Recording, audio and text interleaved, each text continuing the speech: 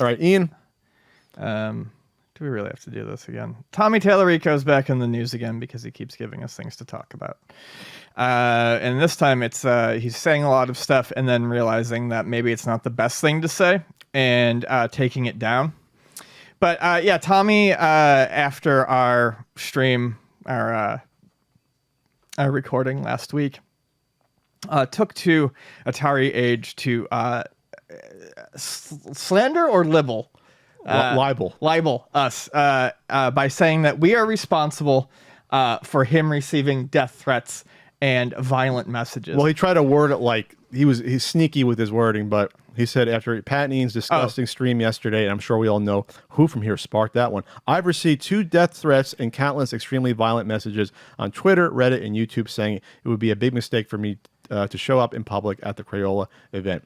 We've reported all of them, but I doubt anything will be done. Okay. You know why it's not going to be? I mean, I want to say something here real quick. The narrative, the first thing that makes this unbelievable is the narrative that Twitter has not done anything.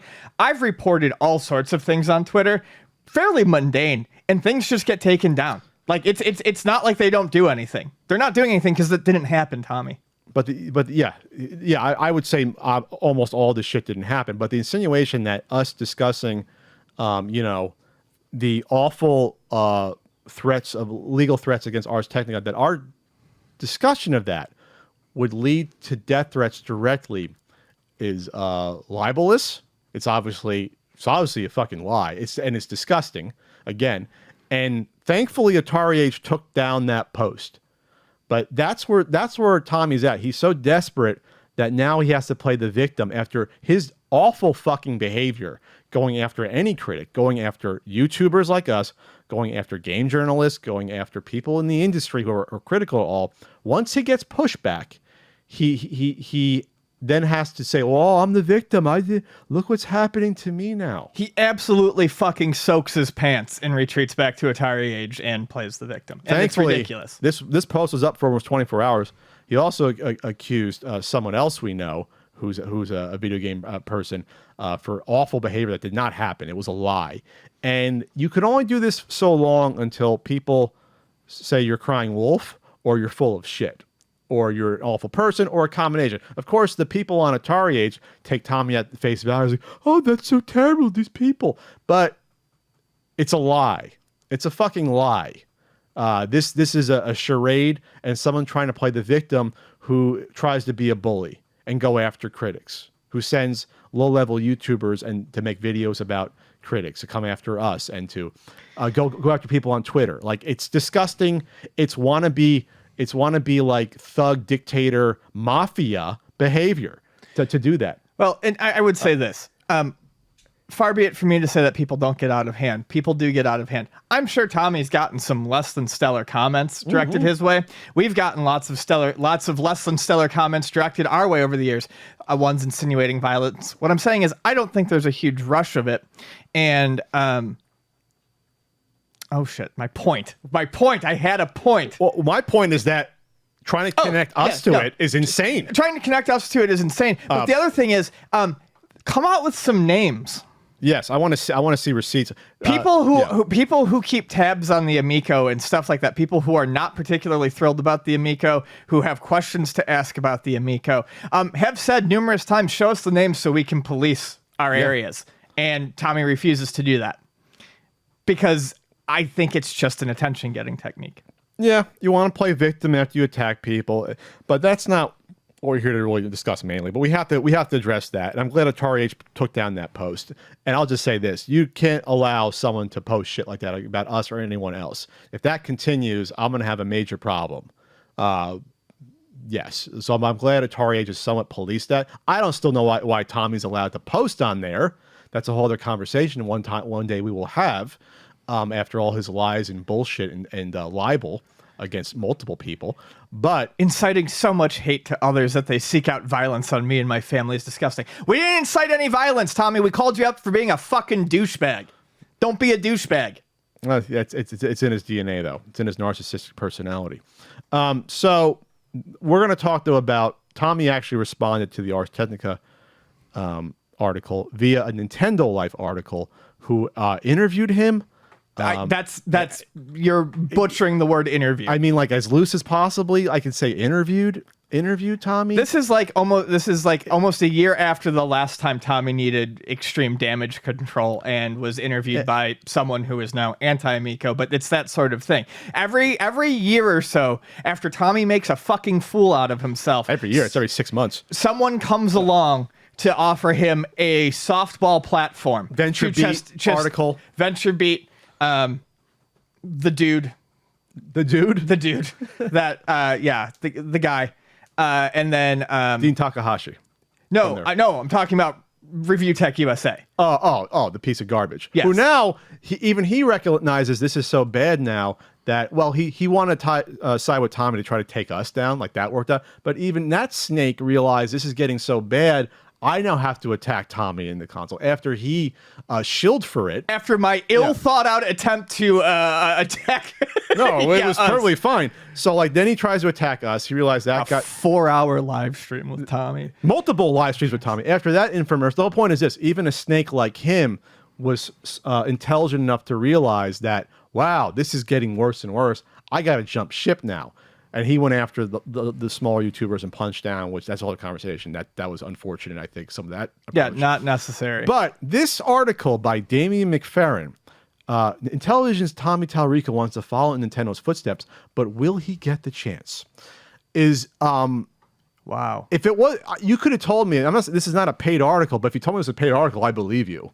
Because this is a damage control PR article for Tommy Tallarico. And we talked about Nintendo Life before, how they sort of have been running cover for Polymega since the fall. Yes. And like doing the review, helping get pre-orders for it, but then like not really doing any follow-ups about, wow, this is not being shipped out to backers. A lot of the backers, most of the backers don't have a Polymega. What the fuck is happening? Which, by the way, there was an update to that last night. Apparently they have a warehouse full of them now, and they are going to start shipping them out. Okay, how did that not make the topic list, Ian? I saw it last night in my half asleep. Okay, maybe that'll be a topic, but okay. But this article runs down Tommy's accolades. Tommy Tallarico is a name that should be instantly familiar to a lot of video gamers. No, I had no idea who Tommy Tallarico was until I think we started doing video game years. I didn't. Can I bring up that I'm just sick of these false notions of respect? Like we have to have respect for people. No, I don't have to have respect for anyone. Anytime that this shit comes up, someone took to Twitter to insult us, they'll remain. This man is a legend in the industry. Show him the respect. No, I don't have to show anyone fucking respect. You just show me respect. Well, I got to show you respect. No. You earn respect. No one just fucking deserves respect. He's worked on over 300 video games during his long career, which people are saying now that a lot of that was farmed out work via his company for sound effects. So involved with sound design and Metroid Prime. That's debated largely how much work, if any, he did on Metroid Prime. Blah, blah, blah, blah. So last week, Ars Technica published a post that pulled apart documents found in the Intellivision Development Portal, which was publicly available online with no password required for access. This has since been remedied, but the damage has already been done, although Tallarico himself feels that Ars Technica's report is full of misinformation and the console has been treated rather unfairly in the coverage. This is funny. Full disclosure, prior to Ars Technica's piece going live, we were invited to speak to Tallarico via a video call and receive a live demonstration of the Amico. Is it through a video call, though? While the devs unit's wireless controllers occasionally refused to play ball due to battery issues and the UI was in an unfinished state, the system did work as advertised. Well, is it working as advertised if it's not syncing correctly? No, it's not. So we can at least put to bed one of the more common accusations regarding the Amico. It exists. That's a fucking red herring. That no one ever said the Amico didn't exist. We just said it's an unfinished mess. And it's not working properly. I want to state that we've been very, I think, clear about that. I've not said it doesn't exist. I'm sure there are all sorts of in-progress systems. Sure. What I'm saying is, and this was going to be something that I'd say later, there was the Crayola experience that they had over the weekend. Sure. Amico Fest. And I'm done. I just don't care about counting frames about lag anymore. I don't care even about finding out if the game is a pre-existing game. When I feel like we're missing the forest for the trees by focusing on these things. Here's the problem. This system is supposed to be out in 3 months. And it's already 3 months. It's 8-9 months behind schedule. It's almost a year behind schedule. Sure. If this thing is actually ready and all that is holding it up is a parts shortage, why don't we have 4 to 6 systems booting up with the pack-in games that people can come in and demo without people breathing down their throat? Because they're not fucking ready. With full this UI. Is not just a part shortage. I'm sure that, and this has been my point the whole time, I'm sure the part shortage is a problem or could be a problem, but the larger problem is it's not ready to go and they're not telling you that. And that is my issue. A console that is in production, should be in production right now, should have a finished UI, should have a finished web store, because that's how you buy most of these games. And yes, all the packing games should have been well finished last year. A year ago, the packing games should have been finished, as well as a lot of the release games should have been finished. At no point has Tommy said, yeah, we're having trouble getting these games developed. Or we're a year behind. It's always been, we need these parts. It's this, that's the problem. Yeah. Yet I think for anyone to look at it and go, these are not finished games. Software dev is different than producing the hardware. It is. And that's the issue. It's a lie. It's been a total lie the entire time how far along this actually is. If this was something that was shown by Tommy and he said, we've got a year till release date, this is the first outing we're having, I wouldn't even have any. I wouldn't have anything to say about it. I'd be like, okay, it's got a year to finish up its problems. It's a way out. But 3 months from release. Look at this statement here. This goes into his answers we're going to dissect. Given that Tallarico has already kindly answered an initial batch of questions and taken time out from his vacation to show us the machine in action, we decided to give him the right to address Ars Technica's more recent comments, as well as talk a little bit more about the Amico, its Nintendo heritage, and more besides. That's weird grammar. So they're like filleting Tommy for some reason. This article, they're like going on the way to like, he kindly answered our questions. It's like, no, he should answer the questions, and you should put his feet to the fire about some of these things that are going on. Yeah, why are we treating him with kid gloves? You want to ride in a Ferrari that bad? And throughout this question and answer, there's no pushback from Nintendo Life about, okay, that's questionable, Tommy. Zero follow-ups. No follow-ups. This was literally like, just whatever you say, we're going to print it. Even though it's some of it might be false, we don't care. Even more damning, they didn't reach out to Sam Mekovich at Ars Technica about his article. Yeah, there were if you're going to bring up stuff from that article, you would, I would think, reach out to that person. Tommy made direct accusations against Sam, allegations against him. Nintendo Life should have asked him, "Hey Sam, do you have any comment on this?" To give your response. And no, this is a one-sided article. Here's the frustrating thing for us. This is Tommy saying, I asked the writer earlier in the week if he would like to do an interview or ask me questions, and he refused. He doesn't have to give you an interview. Yeah. He can be like us and just report on what he's seeing publicly shown and information out in the public. No one owes you time. His response was just to send him a console. Yeah, why not? Yeah, I want to play this. You want to be treated like the big boys, fucking Tommy, then you play like the big boys. You send out review hardware. He goes into saying, oh, people don't want to like us. It's sign where PlayStation isn't appealing to everyone. The biggest issue we had with the article is that he used copyrighted, not copywritten this time, copyrighted confidential information, which was clearly labeled as such with the addition of not for public dissemination on the documents. The documents were leaked, as they even admitted in the piece. They were downloaded from a publicly available website. No, they weren't leaked, and that wasn't admitted in the piece. You just didn't protect them. They were available via Google search. How does Nintendo Life, who are supposed to be game journalists, not push back immediately and say, Tommy, or even write, we disagree with Tommy Tallarico's assessment. What they did was totally legal and with above the board and within the First Amendment rights of Ars Technica the public with that. How does a Nintendo Life not say that in the article? Yeah, how do you not go to bat for your fellow journalists? How do you let them get away with that? What do you think you're going to get in the meantime? Like what? There's nothing in those documents that is damning or embarrassing in any way. Okay, then why did you try to have it suppressed then? Or have legal threats? It's about having fun, blah, blah, blah. In hindsight, I made a mistake by calling them out publicly. I shouldn't have done that. I got caught up in the heat of the moment and decided immediately to delete the tweets. I'm human. I make mistakes. And when you're in the public eye and putting yourself out there as much as I do with a lot of passion for the project and for the people you work with, you tend to make multiple ones. Avoiding drama on Twitter is something I need to get better at. Well, we'll get into that. Well, how that was so that's great. So, like, just days later, he decided to shit talk Frank Cifaldi and didn't think anyone was going to see it. I found it and I retweeted it. He called Frank Cifaldi an untalented, jealous gatekeeping. He's a gatekeeping. So my question is, and I would please take to the comments. Was he trying to say an untalented, jealous gatekeeping hater? Because we all know that's one of his favorite words. Or is he just trying to say untalented, jealous gatekeeper and autocorrect did something wrong as he's furiously. So Frank has been untalented, jealous gatekeeping. Ah! So Frank had been pretty silent, as most people were in the public, about the Amico until E3, and then it's like we there's some concerns about this. It's like is there a market for this? What's the status of games and that's such. So like reasonable concerns that someone said, hey Tommy, what did you think about what Frank said about this? And then of course Tommy, the only thing he knows about is to attack you. Yeah, that's all you know how to do. That's all he can do is attack. Don't run a company as a competent CEO, but just attack. It doesn't matter. To silence people. Doesn't matter how loved and well known you are in the game community or what good you're doing for the game community. He was provided with an opportunity to say something stupid about someone, and he took it because he has no fucking cool. Yes.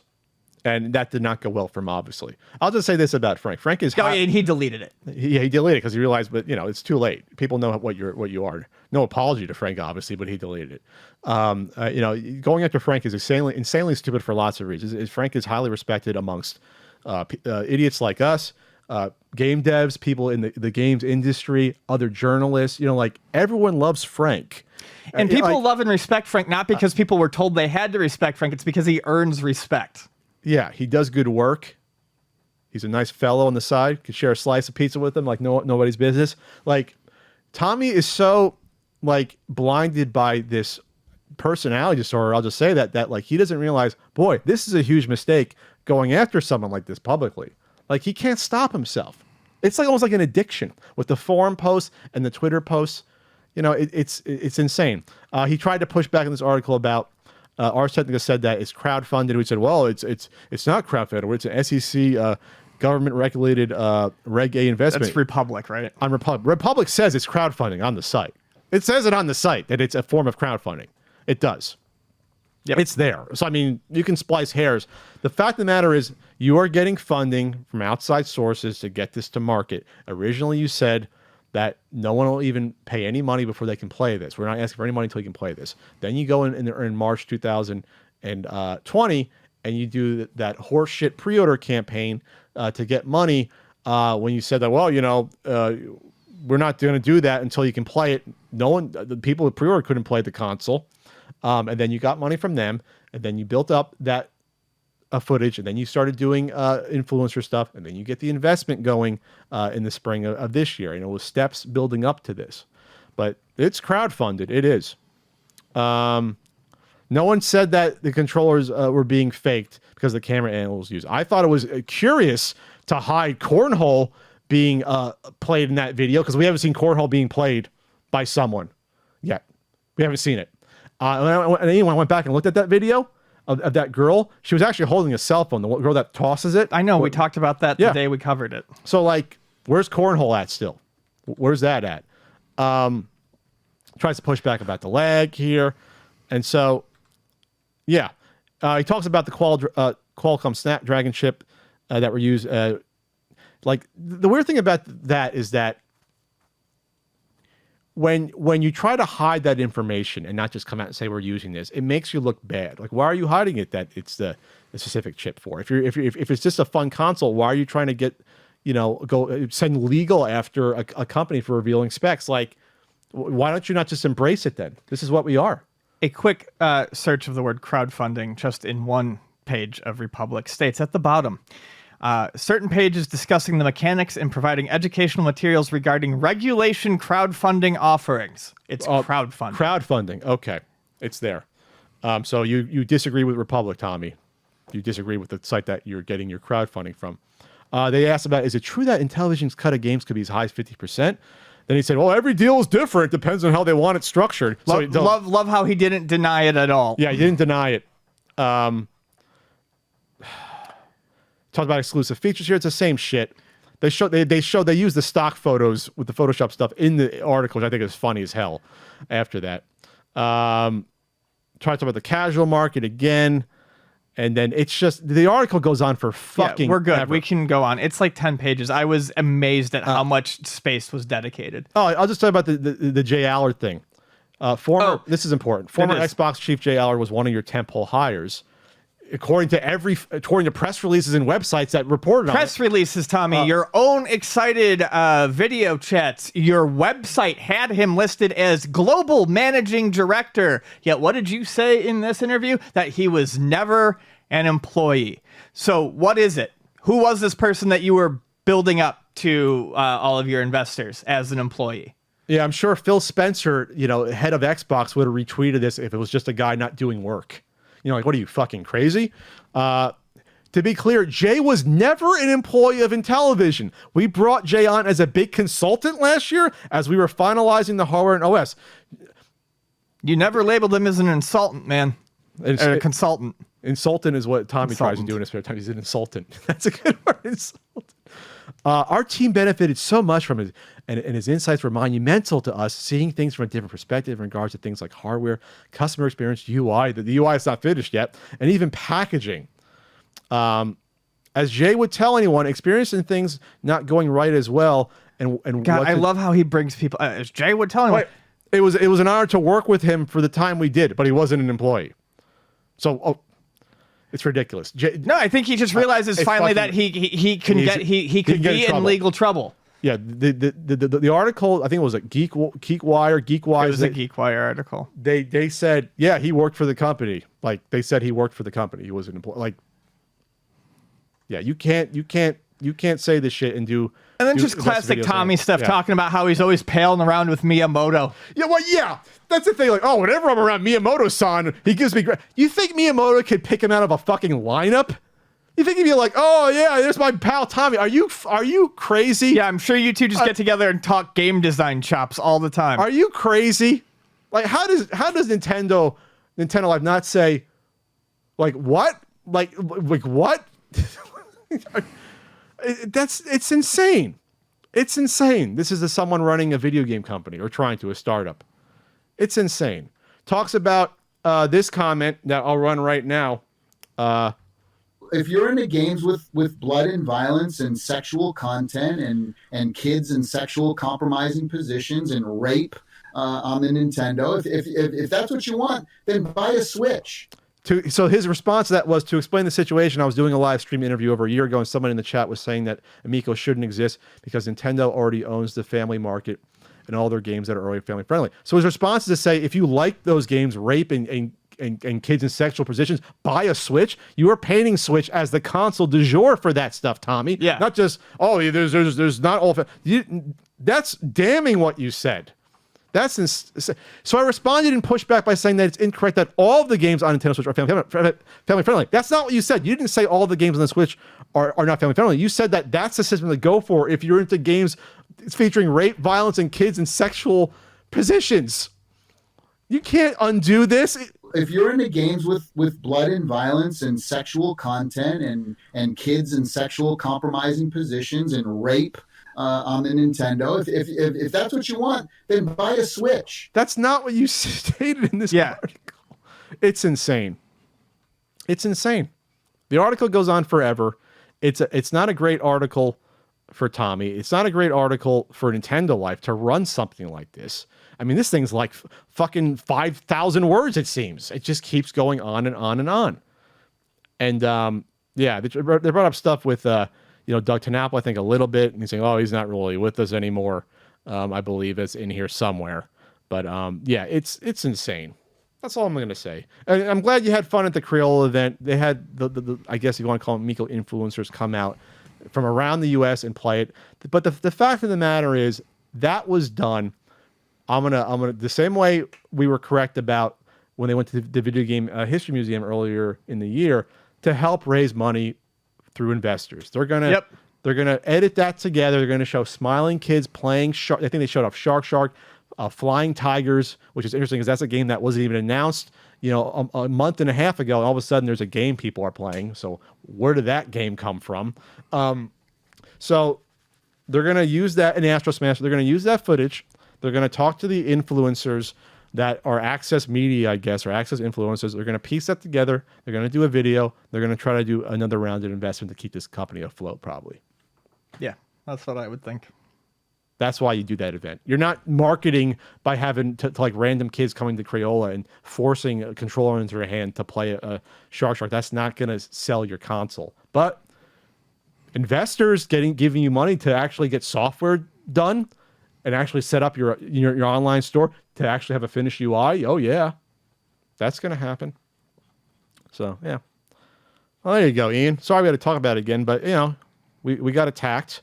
We got libeled, and I think it's important that as this gains more and more traction, that we point out these things. Indeed.